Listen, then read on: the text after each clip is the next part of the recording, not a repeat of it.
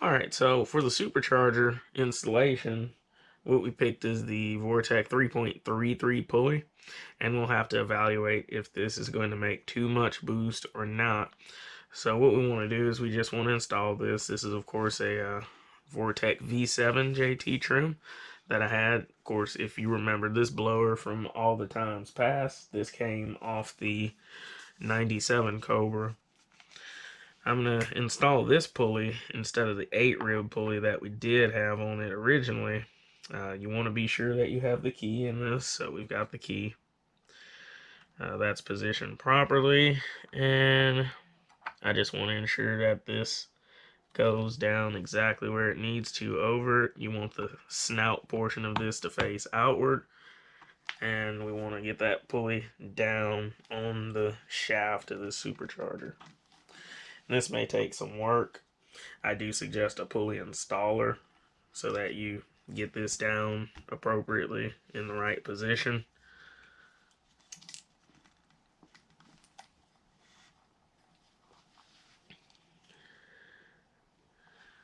Here it's moving the key around a bit for me, so I may have to push up on this to get that perfect alignment. Sometimes it takes a little work.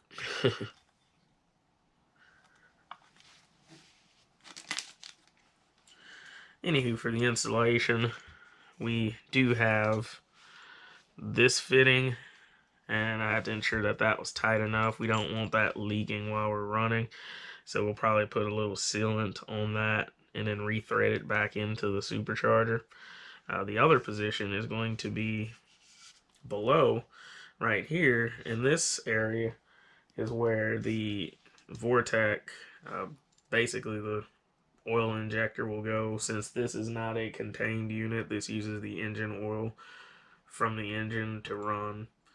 So I'm going to install that in here as well and pop this cap out. There we go. Ah, nice. They even gifted a new ring with it as well. You want to have that copper ring inside when you do the installation.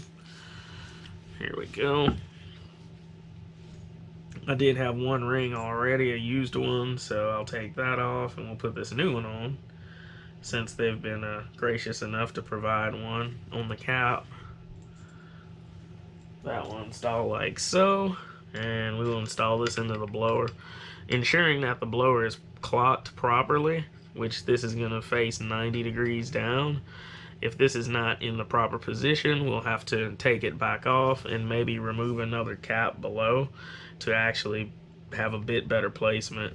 I feel like this should be the proper position for those two, so we'll see once we get the supercharger itself installed, and we can make adjustments as need be.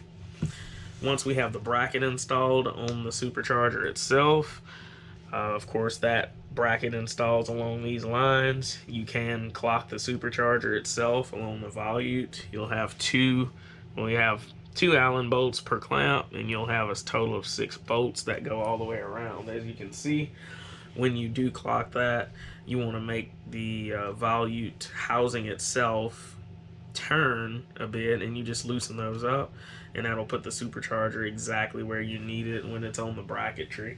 I feel like everything should install and be appropriate, since this is a modular motor, and this was on a modular motor already. I shouldn't have to make many changes, so we'll go with that and then move on to the next step.